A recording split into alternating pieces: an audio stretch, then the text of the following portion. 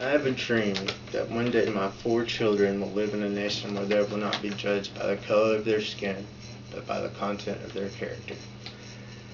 This is a quote from a very important figure in not just African American history, but in our country's history as a whole, Dr. Martin Luther King Jr. on August 28, 1963.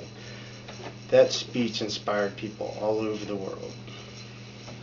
How would you feel if you were about to have a child knowing that it was going to be automatically hated because of the color of its skin?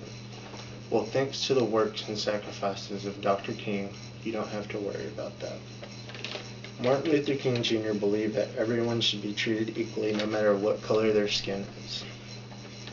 He always put the greater good ahead of his own safety, such as in his efforts to help Rosa Parks on the buses of Montgomery. Her actions led to the Montgomery bus boycott. The Montgomery bus boycott was when Rosa Parks would not give up her seat to a white man on the bus, and she went to jail for it. And the African Americans boycotted the buses. 1 year and a few weeks later, the Montgomery buses were desegregated. This was a very important part of African American history. On August 16, 1967, with his "Where do we go from here" speech, he opened people's eyes to see that African Americans were not being treated equally. He elaborated on the facts that African Americans were not getting the same educational and financial needs as whites. Martin Luther King was a very well-known and respected man. He became a civil rights activist very early in his career. He inspired African American people to stand up and fight for their God-given right to be free.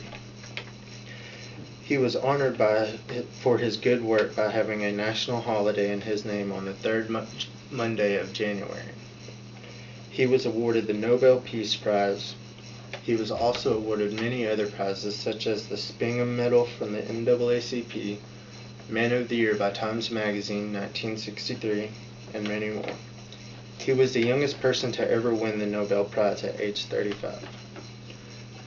They are currently trying to raise money for a monument in his memory, and there is also a Martin Luther King Recreational Park in Silver Spring, Maryland.